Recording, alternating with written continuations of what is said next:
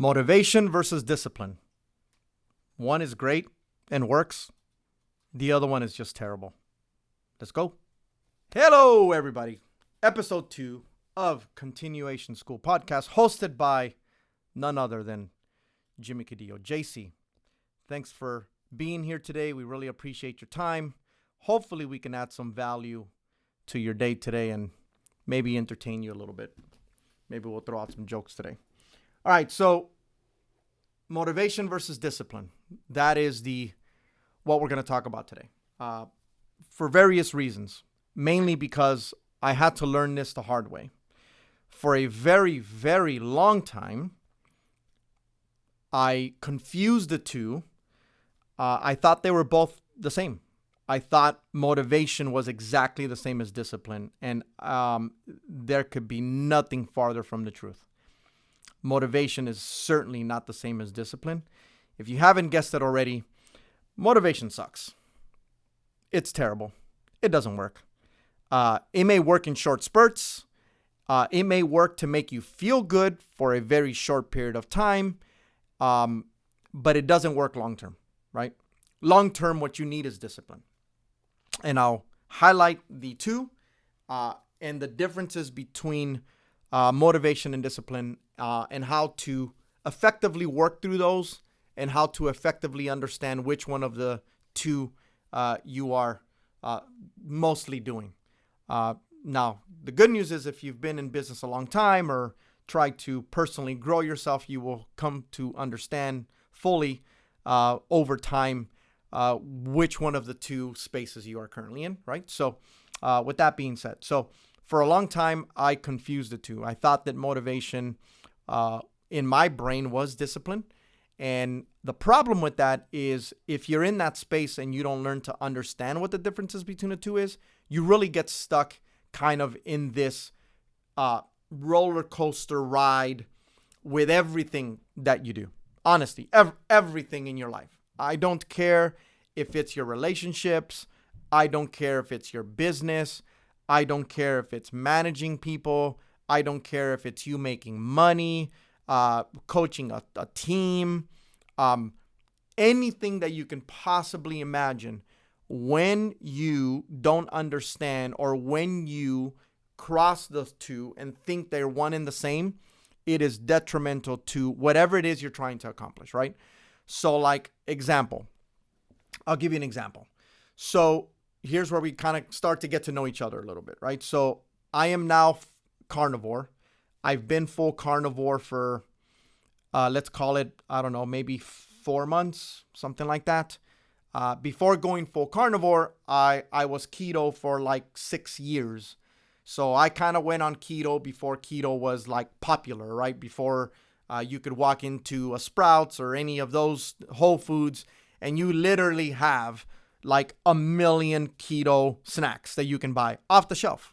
Now, I will say most of the keto snacks claim to be keto are not keto, but that's, again, story of another day when we get into some maybe nutritional podcast things that I do want to talk about. So when I went keto, there was no keto bars. There was no keto snacks. You couldn't walk into Sprouts and find anything sugar-free, to be quite honest with you. I mean nothing, man.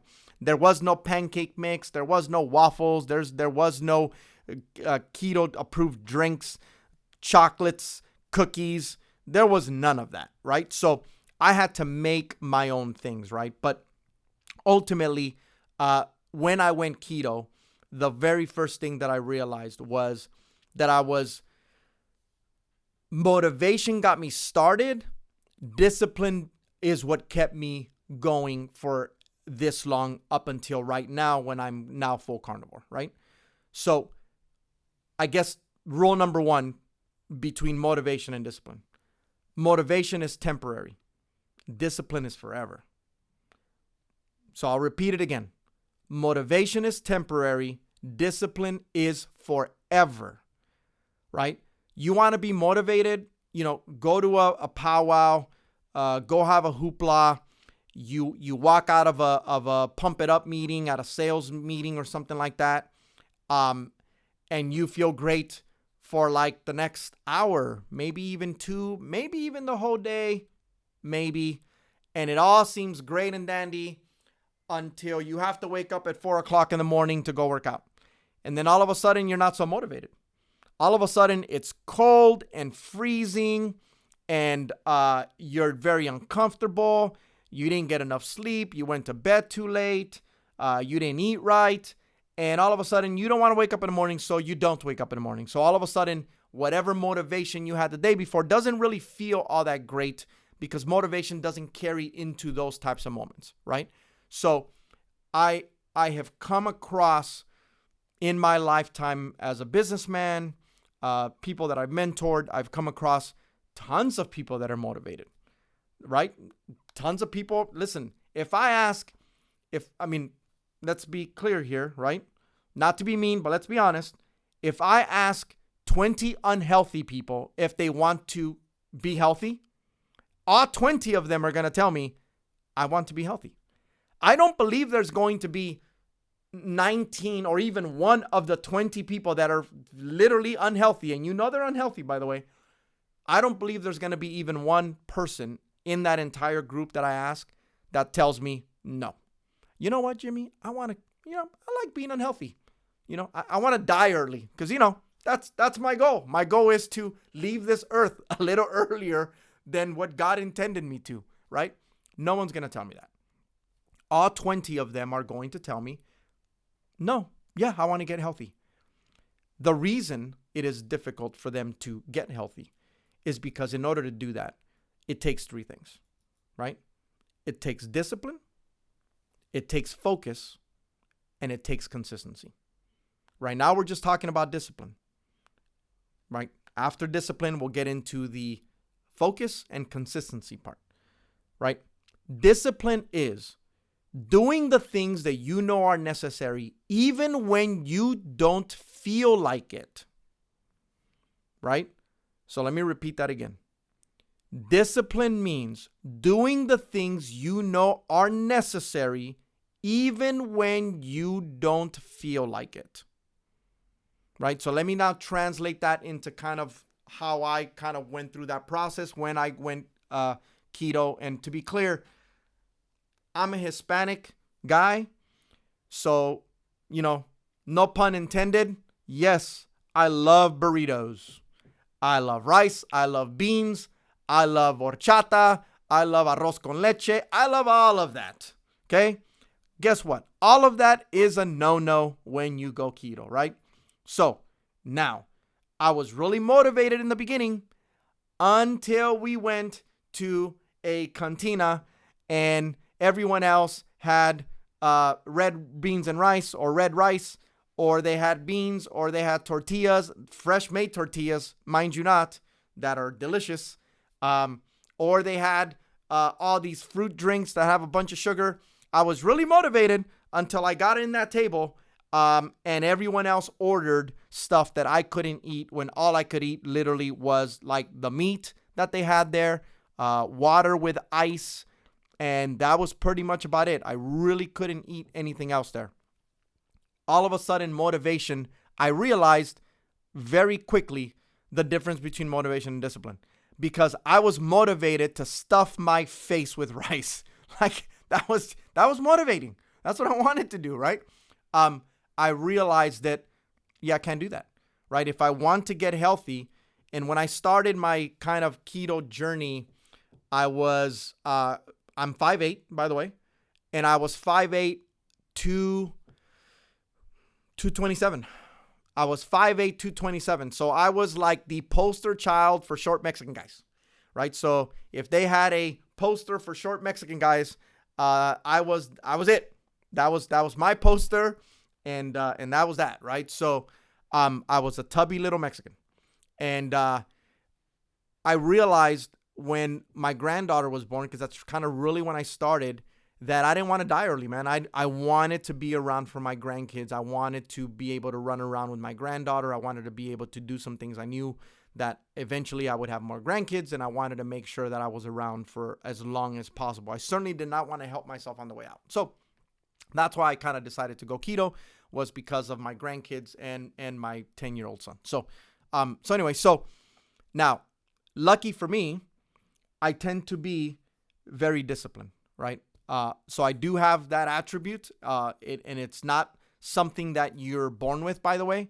It is something that you learn over time. You kind of learn how to be disciplined in the things that are important to you, right? So when I quit the standard diet and went keto, I did it cold turkey. So I don't do anything 50%. Like, I'm either all in or I'm out. I don't have any middle ground. I don't do gray areas, right? That's just the way I've always been in my life. So if I'm going to do something, I'm just going to do it. So I woke up one morning. I told my wife, hey, I felt terrible. She actually fed me breakfast. It was nice. It was bacon, eggs, toast. I'm a sucker for bread, by the way. So toast with a little bit of butter. And I said, hey, I can't eat that. I'll eat the bacon and eggs. I can't eat the toast. She said, what are you talking about? I said, I'm going keto. She said, you're going what? That's what happened. She said, you're going what? I said, I'm going keto. Again, keep in mind, it was not popular at the time. And she's like, what the hell is that? I said, no, it's this diet plan. It's no carbs, right? I got to do away with carbs and refined sugars and sugars in general. And that's just the way it is. She's like, okay, whatever you say. No problem, honey. I still love you. Great. So she kind of let me do my thing. So I quit cold turkey from one day to the other. And I got to tell you, it was hard, man. It was hard because I was keto. My wife wasn't keto. My kids certainly are not keto. None of my friends were keto. None of my business partners were keto. Nobody in my life was keto. Just me. Just me. Just the oddball. Me. Tubby Mexican. Trying to lose some weight. So I started my keto journey sometime right around, I want to say like August, give or take. Maybe late July, August, somewhere around there. It was right after my granddaughter was born. And I gave myself till November. So I told myself, on Thanksgiving, which is my favorite holiday, by the way, on Thanksgiving, I am going to lose and get to 170 pounds. So that was my target weight. My target goal was 170 from 227 or whatever that was. And so I had to lose roughly, 60, 70 pounds, whatever that is, right? So I went all in, I leaned in, and it was very difficult. And it was very difficult because no one around me was keto, just me. So every time we went to restaurants, every time we ate at home, I had to cook 2 meals. I had to cook their meal, or my wife had to cook their meal, and then I would cook my own meal. So there was always 2 meals on the table. There was mine, and then there was everybody else's, right? So discipline is one of the hardest things that you're going to have to learn how to do, and you have to train yourself most definitely, right? So I believe I don't want to butcher his name. I think his name is James Clear. Wrote a book called Atomic Habits. If you haven't read it, I strongly suggest that you pick it up. I've gone through it twice.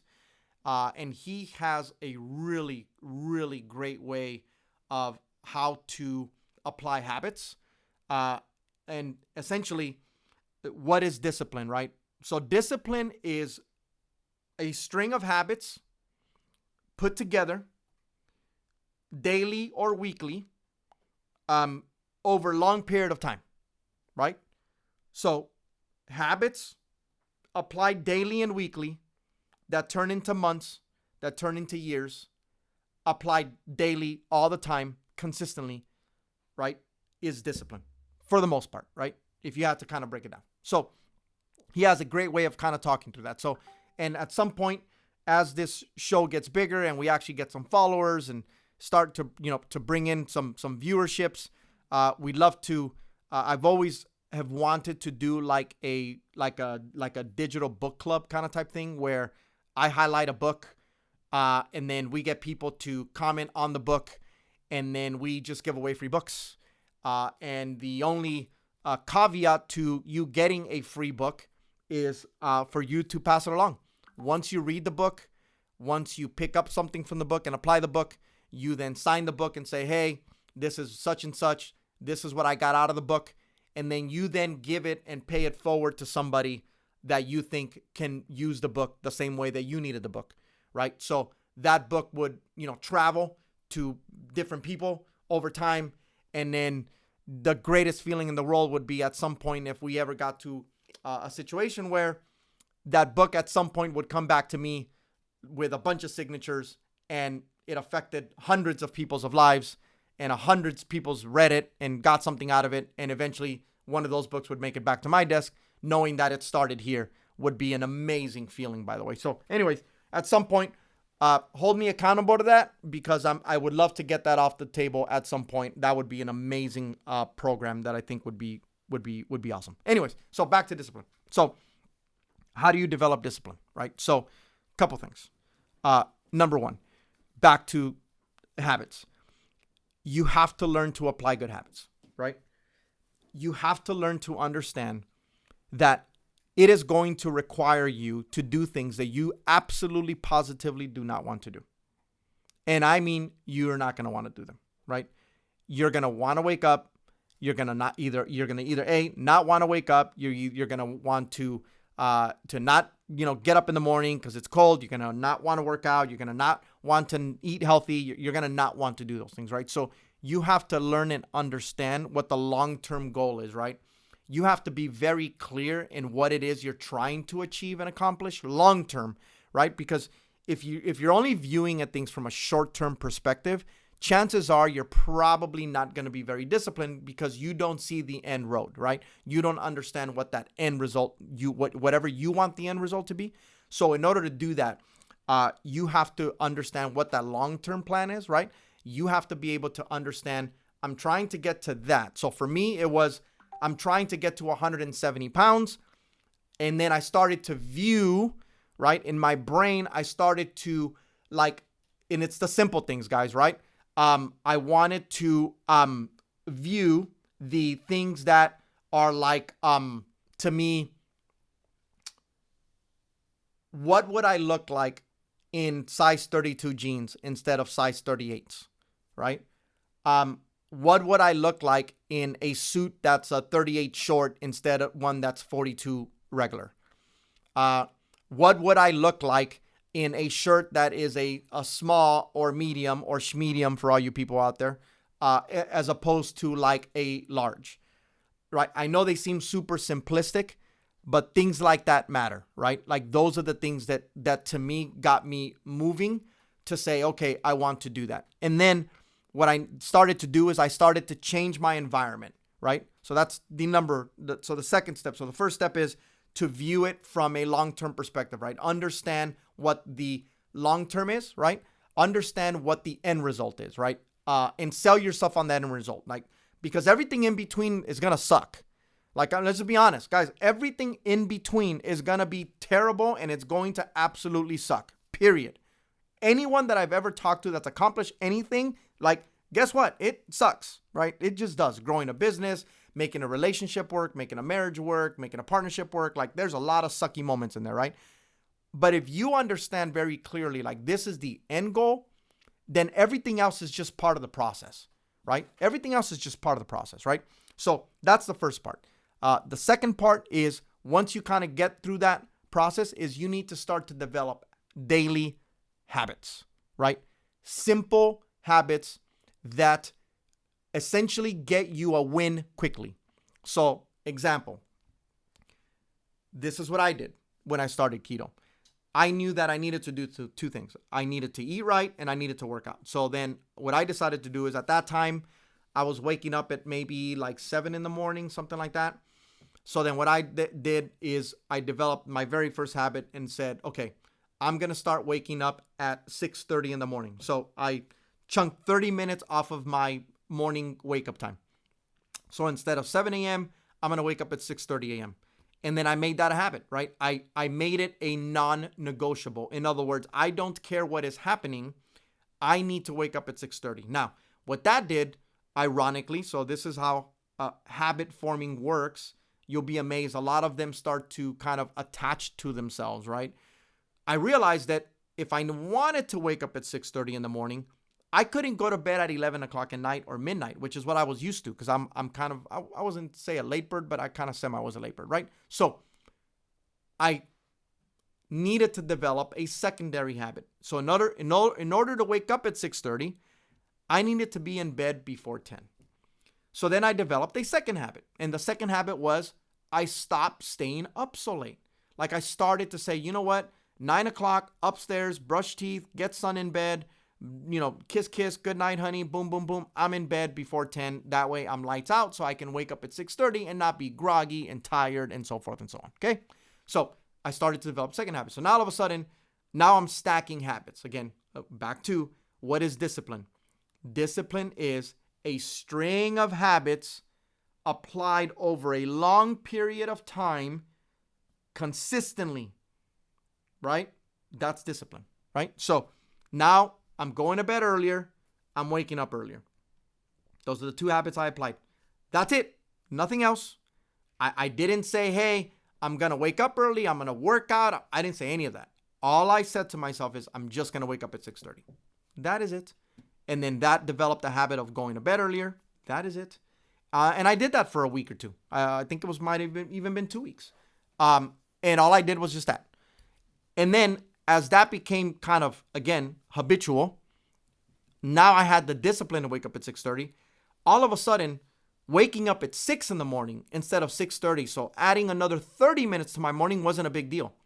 Whereas if I was waking up at 7 and I didn't develop a habit to go to bed on time by 10, it would have been very difficult for me to say, I'm going to go from 7 to 6, right? I'm going to chop an entire hour off of my waking up routine or the time that I wake up in order to do that. So when I did that, now all of a sudden I'm chopping off in 30 minutes increments and made it way easier. So now all of a sudden I'm waking up at 6 and then 5:30. And then before you know it, I'm like 2 months into my keto journey.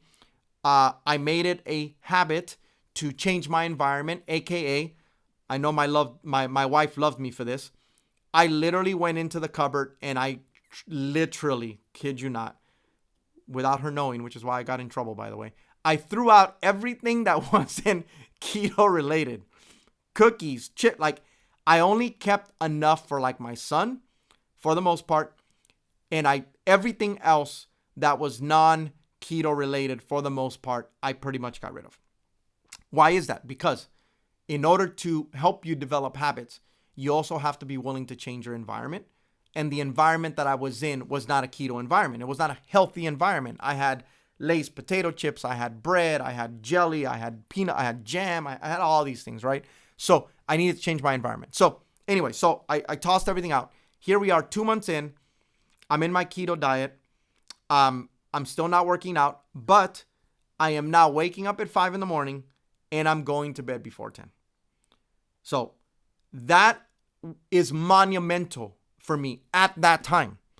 At that time, that was a monumental shift into how I was doing things, right? So going to bed before 10, waking up at 5. Now that I have those down, it was super easy to move into, again, another habit. And the other habit was I told myself, I'm going to work out 3 days a week. So then I started to incorporate 3 of the 7 days. I started to work out in the morning when I woke up. So now all of a sudden, I'm waking up at 5.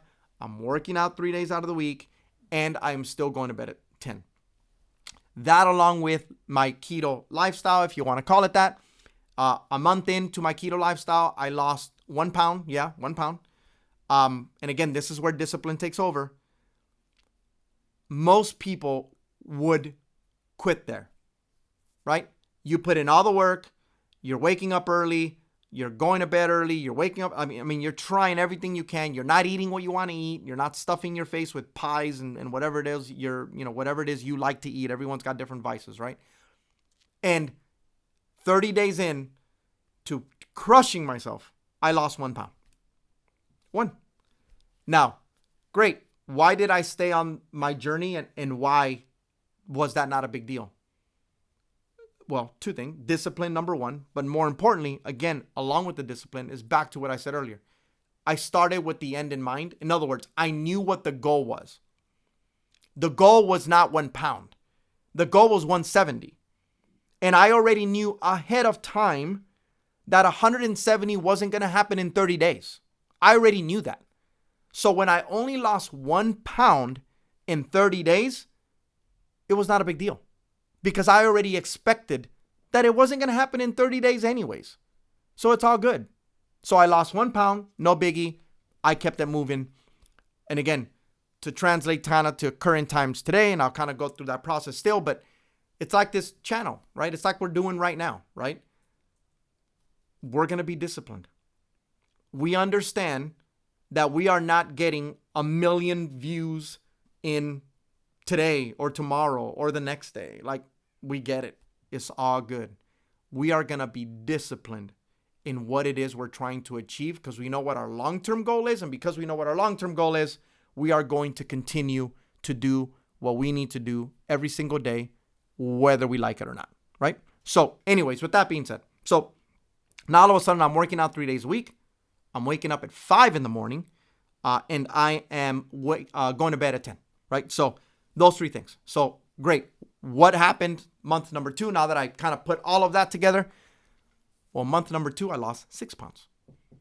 So now I am down to like under 219, which I hadn't been in like forever, right?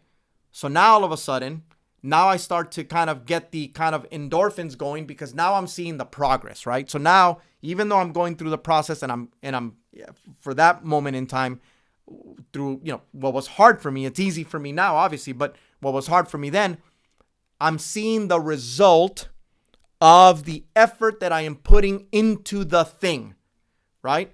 It's kind of like I'm doing this YouTube thing right now. I'm doing this podcast. And right now, I don't see any results other than whatever I'm talking about. And hopefully you're finding value in it, which is enough for me, to be honest with you. But it is what it is. I'd imagine what my feeling's going to be when Manny or Big Rich over here tell me, hey, man, we got like 1,000 views. We got like 500,000 views. We got like 1 million views. Like, that would be awesome, right? So I could imagine what that's going to feel like when we hopefully get to that point at some day. And hopefully we're blessed enough to get to that point. So now I'm working out. Now I'm down 6 pounds. So now I'm down 7 pounds. And I'm feeling the best I have ever felt. And I got to be honest, the next 3-4 months were a blur. And I'm going to tell you why they were a blur. Because the minute you start to develop long string habits, all attached together, aka discipline, it becomes easier and easier and easier for you to make those decisions. And the reward, the feeling of what you are accomplishing is unlike anything at that time anyways.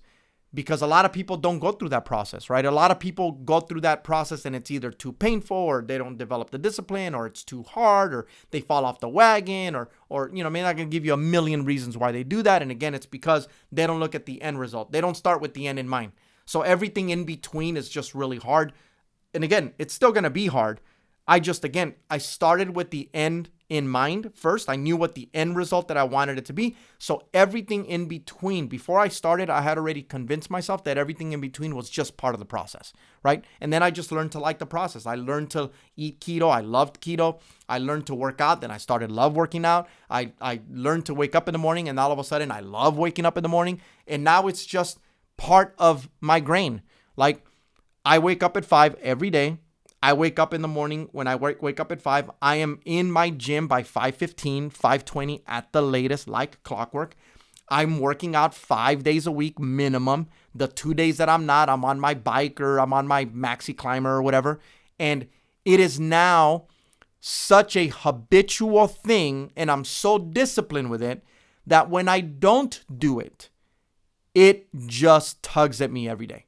Like, if I don't get a chance to do those things because it's such a habit, it literally, I'm not saying it ruins my day, but it certainly puts me in a different mode for the day. It's just a different process. And because of that, again, it's just a habit that I live with, right? So again, habits are, don't bite off more than you can chew. The way you do that is you start to apply discipline by applying micro habits a little at a time. So quick wins, right? You want to get wins quickly, and you want to start to string them along together over time. When you start to do that, one will lead into the other, and before you know it, you've developed this entire daily habitual routine. And then at that point, Then you start making it consistency, obviously, which is the last part of the equation, which we'll get into. And then before you know it, now you have discipline, right? That's why motivation sucks. Motivation is short term, right? You'll be motivated for an hour or two, and then after that, you're done. So you need someone else, or you need to listen to another video, or you need to go to someone else's channel, or listen to another audio from somebody, or from all these guys that are out there, which are great. Don't get me wrong, keep doing it. But that is not what you need. You don't need motivation. You need discipline in your life. And if you want to accomplish anything, that is what you need, right? So anyway, so discipline is key. Number 2, focus. You need focus. So I'll give you an analogy, right? If I were to grab a power wash gun, right? A super duper powerful power wash gun, right? And I were to take that power wash gun, no matter how amazing it was, no matter how powerful that power wash gun was, if I were to take that power wash gun and it had a setting of spray, right?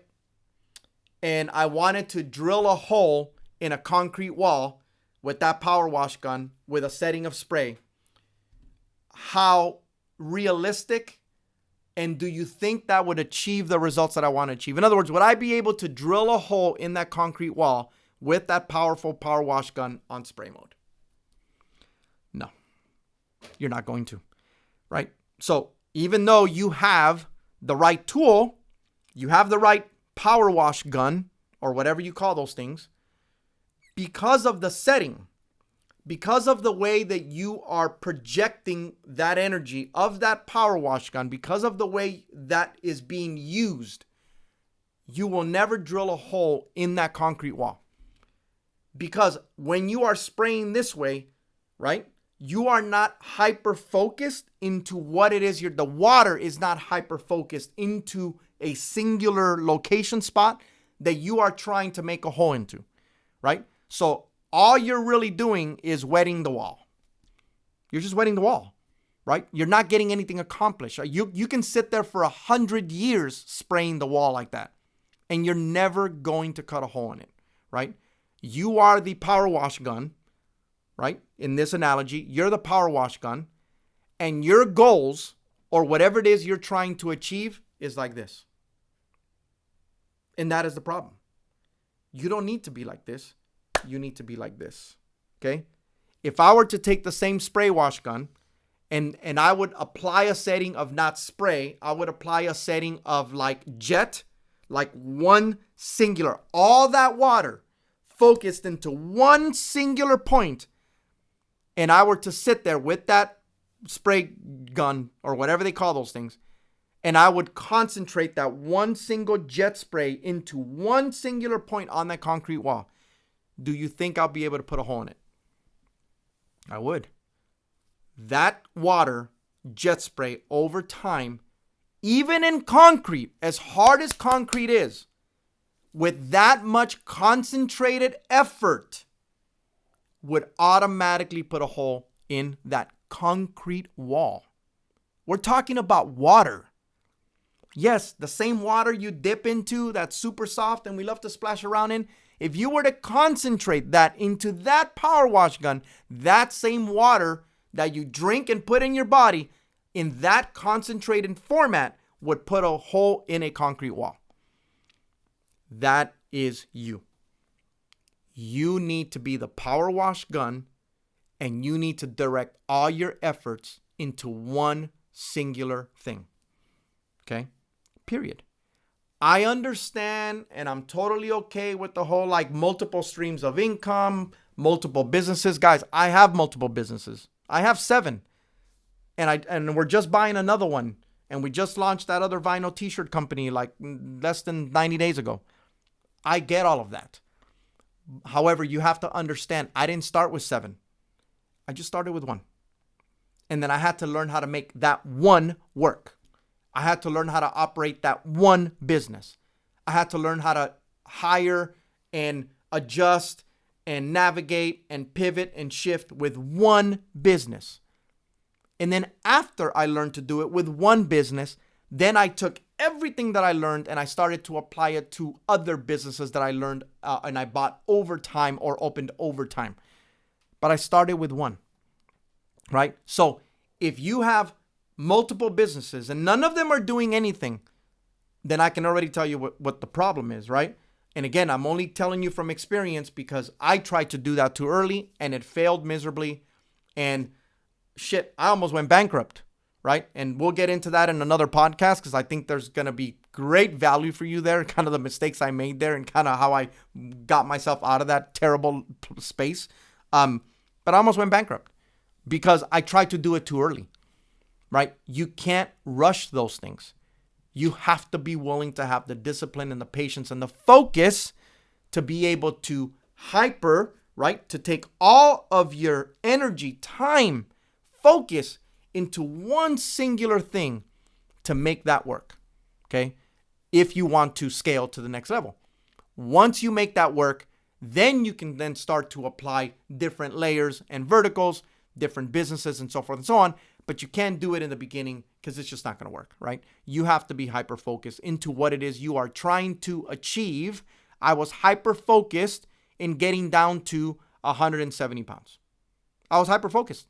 Everything I did nutritionally was to get to 170 before Thanksgiving. And by the way, in case you're wondering, Thanksgiving Day, which is my favorite holiday, by the way. So Thanksgiving Day, I weighed myself on the scale.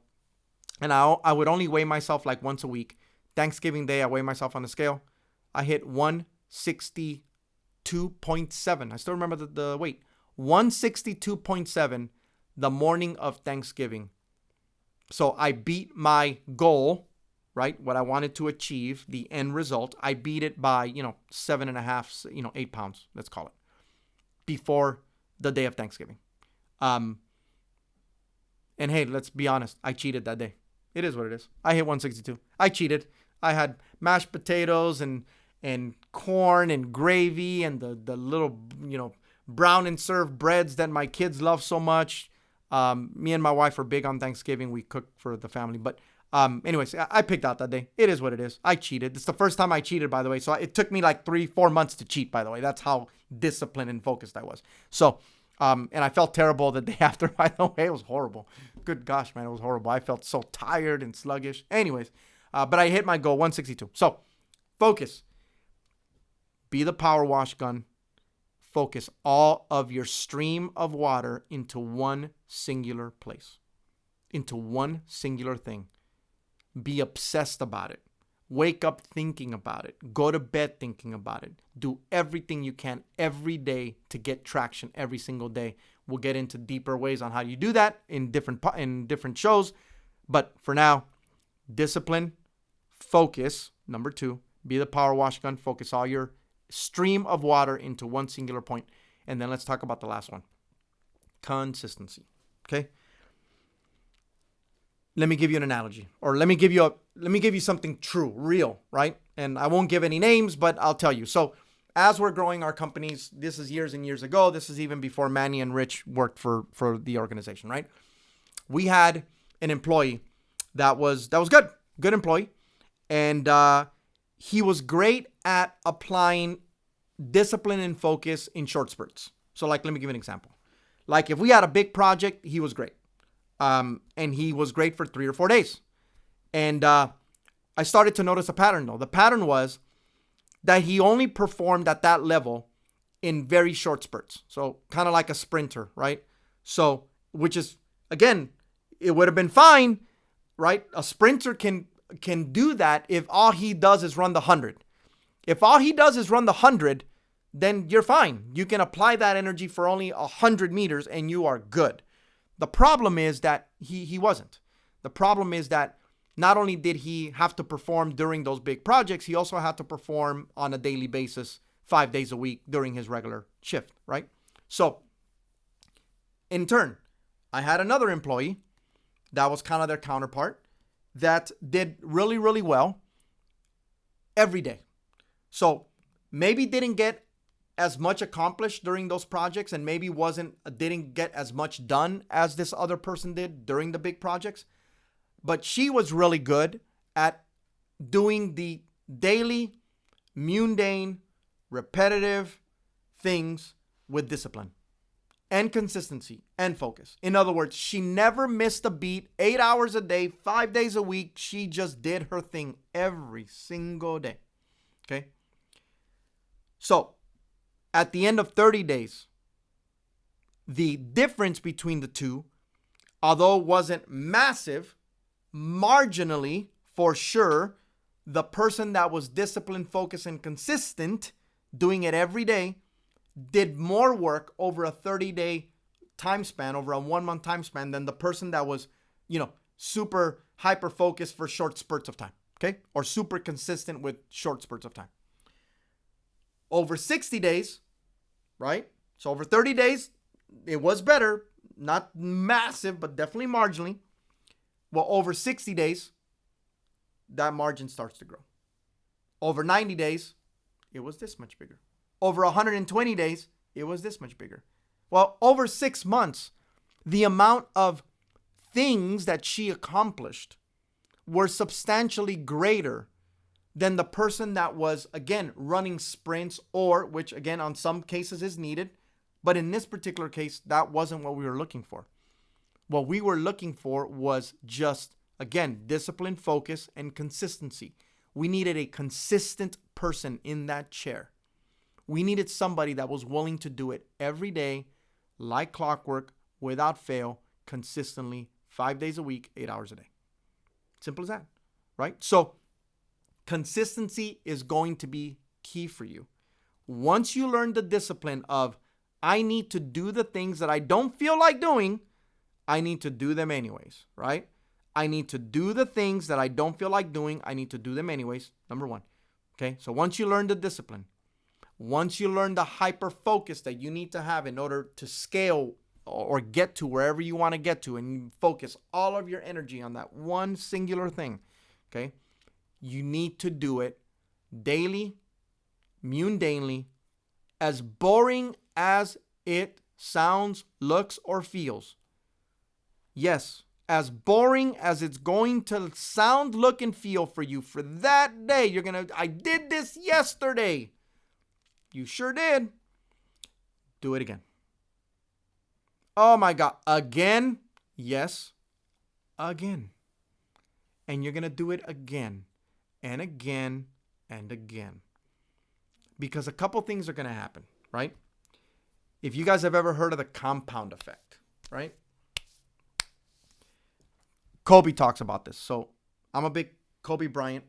I am a Kobe Bryant fan. I'm a huge Laker fan, but I am a big Kobe fan. I watched him get drafted by Charlotte. I watched him get traded to the Lakers. I remember his first game, and I certainly remember his last game because I was there. I was at his last game. I was roughly about 15 rows up from where his family sits on that end of the court. And I went with my cousin, and the tickets were ridiculously expensive. To this day, I thank my wife for forcing me to buy them. And actually, she ended up buying them for me. I'm super frugal. I hate spending money. I'm not going to say I'm cheap. I'm frugal. I like to stockpile chips for sure. You never know what's going to happen. So I don't like buying stupid things.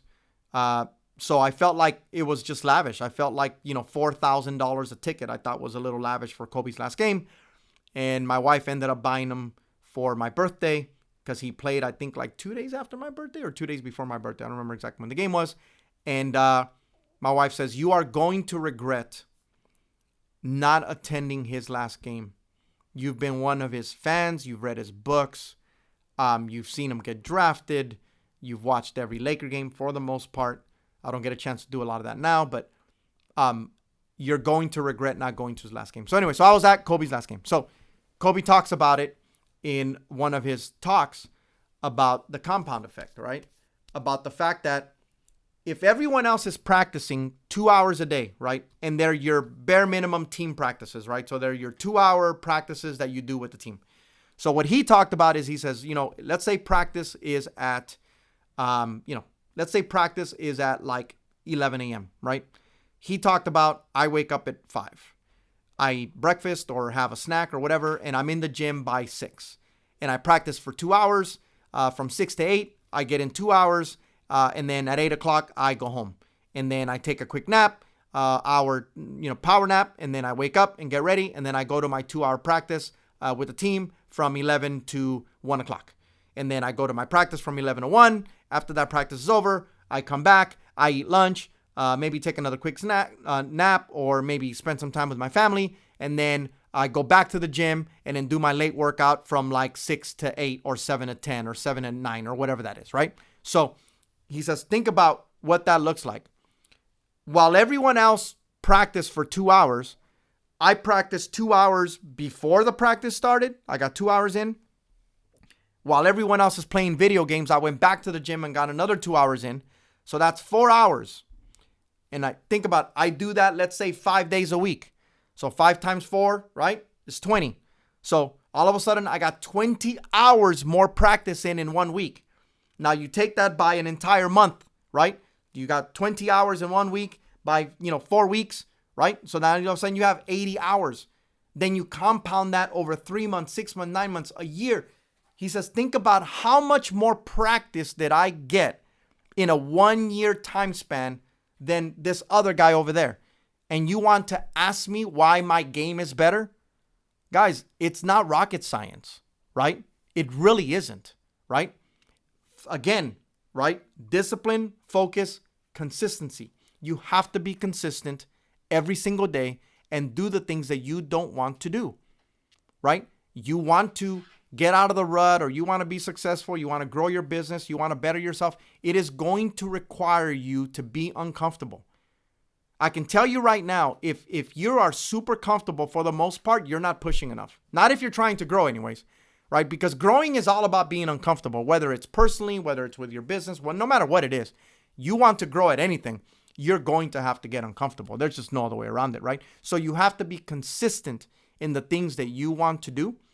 And consistency certainly becomes easier for you when you've developed the discipline, because you've developed those habits and they've all strung together. So now you have some discipline. Now you have discipline, you have focus, so you understand what it is, the goal is, what you're trying to achieve, and you've essentially put all your effort into that singular thing. And now you are being consistent. So now you are just repetitively doing it every day without fail, rain or shine, hell or high water. You are doing it, and that's just the way it is, right? And then before you know it, those things now start to ingrain. They start to become who you are as an individual, right? And that's when things start to really open up for you. When you really start to become dangerous, right, is when you have learned all of that and tried to start to master all of that. Because all of a sudden, you're going to wake up, and like for me, for example, I wake up and I think to myself, that's really not that hard, right? Like, I'll give you it's a quick current example right now, right? So we have this t-shirt and vinyl printing company that I told you we just opened, right? So I'm going to make clear, no website, no social media profiles for the first 45 days, no business cards, no email address. So I'm going to repeat again, no website, no social media profiles for the first 45 days, no business cards, no business phone number, no nothing. A machine, some vinyl, some t-shirts. That's it, okay? First month out of the shoot, we do almost $10,000 in revenue in January of this year.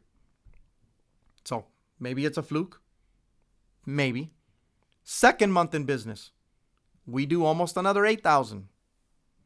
Third month in business, we're going to do probably $12,000 to $13,000 a month in revenue. And I'm going to repeat again, and this is kind of shameful to say because we own a digital ad agency. We still don't have a website to this day. We do have an email. So, hey, yay us. We have an email. So we have an email. We do have social media profiles, and we've spent zero money on marketing dollars. Again, we are disciplined in what we're trying to do. We are super hyper focused into growing that company. And we have been super consistent. Once our social media channels went up, we were super consistent in what we were posting.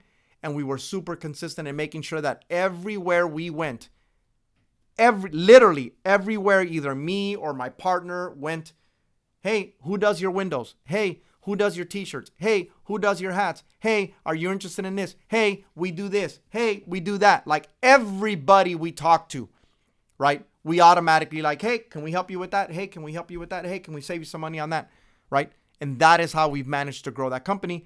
We expect that company to do $100,000 a month in revenue by the end of the year. I believe that is how much traction we have. I believe that's what the company is going to do. But anyways, besides that, discipline, focus, and consistency. That is what you need. You need to develop those 3 traits. You need to develop the habits that would allow you to do that on a daily basis without you having to think about it. And you need to be so consistent that they essentially, over time, they become who you are. As a person, literally as a person, they become who you are. Like if I didn't work out, I'd be like, what? Like that's part of who I am. Like if I eat a carb, because I'm carnivore now, like if I have a day that goes by where I don't eat meat, I'm like, what? No, I eat a steak every day. I eat burger patty almost every day. Like I eat that stuff every day. Like it becomes part of who you are on a daily basis, right? So those are the 3 things that you're going to need. The rest of it, there's a lot of micro details in there, but for the most part, if you want to say, Jimmy, what are the 3 things that you've developed over the last 16 years while you operated these businesses that really helped you scale or get traction, not only individually, but as a business person? I will say that those are the 3 things, right? So discipline, focus, and consistency. Those are the 3 things that you need. Okay. You want some motivation? That's awesome. If I motivated you, I'm sorry. I'm not trying to motivate you. That's not what I'm trying to do. I'm trying to make you understand that motivation is not enough, and that's not what you need. You need discipline, focus, and consistency. That is what you need in order to get to the next level, right? So you develop those 3 things, and those 3 things are going to get you whatever you need. And then those would develop into other things. And then before you know it, everything will start to become not necessarily easier. And that's the other thing that I will say. It's not that it becomes easier, right? Like someone asked me the other day, I was eating something. I was with somewhere. I don't remember where I was. I was eating with somebody that's not carnivore. And I said, hey, no, I'm carnivore. Just give me the meat or whatever. And they said to me, man, don't you you can do that every day? Yes. Like, does it get boring? I don't know. Maybe. I don't even think about it. Again, back to, it's such a habit for me now that I don't even think about it, right? Like, don't you feel like eating this piece of bread? Yes. Yes. Like, I think that sometimes people think that we're not humans. We're still humans. Did I want to stuff my face with a piece of bread? Of course I want to stuff my face with a piece of bread. Did I want to eat the bread he was trying to give me? Yeah, I was trying to eat the bread that he was trying to give me. Of course I wanted to. But again, the discipline, focus, and consistency that I have is greater than whatever you're throwing at me. Whatever it is you're trying to get me to do, I am too disciplined for that. Like, I don't have a problem turning someone down 1,000,000 times. I don't care. If it's not something I don't want to do, I don't want to do it. You know what I mean? Like, people make jokes around me and my wife all the time because they know that my wife's a lion, I'm a lion. But at the same time, I'm, Shivery's not dead, right? Like, that's my queen, and I do everything I can to make sure my wife is always taken care of, and I treat my wife, and if I could put rose petals when she walks, I'd probably do that, right? Just because I think she's an amazing woman and an amazing business partner, and we have a great relationship. But again, I'll be honest with you, even with that said, my wife she'll say it. My wife makes fun. He's like, Jimmy's not going to do what Jimmy don't want to do. Period. He's disciplined. Like, if he doesn't want to do that, guys, you're not going to get him to do that. He's just not going to do it. Right? My kids constantly, hey, Dad, take the shot. I'm not a drinker. I'm just not a drinker. You know what I mean? I've taken maybe 2 shots in the last 10 years, maybe. I'm just not a drinker. And they always try and get me to drink. Dad, take the shot. I'm like, nah, give me maybe serve me up a double of some tequila or something, maybe. But other than that, just not a drinker, right? I'm just disciplined. It's who I am, and I don't make apologies for that. Like, you don't need to make apologies for that. Be disciplined, focused, and consistent on what it is you want to do, and make 0 apologies to anyone for trying to get you out of that space. Own your space. Like, you got to own that shit. Like, you got to be on it, you got to own it, and understand what that long-term goal is, and those are the 3 things you need to develop. So anyway, so hopefully I've given you some value there. Hopefully it wasn't too long-winded. Just some of the things that I've learned throughout the years. And like I said, we're kicking off episode 2. Hopefully it was something that was super beneficial to you. And hopefully you'll come around and you'll want to hopefully watch episode number 3. With that being said, we appreciate you very much, and have a great day. See you.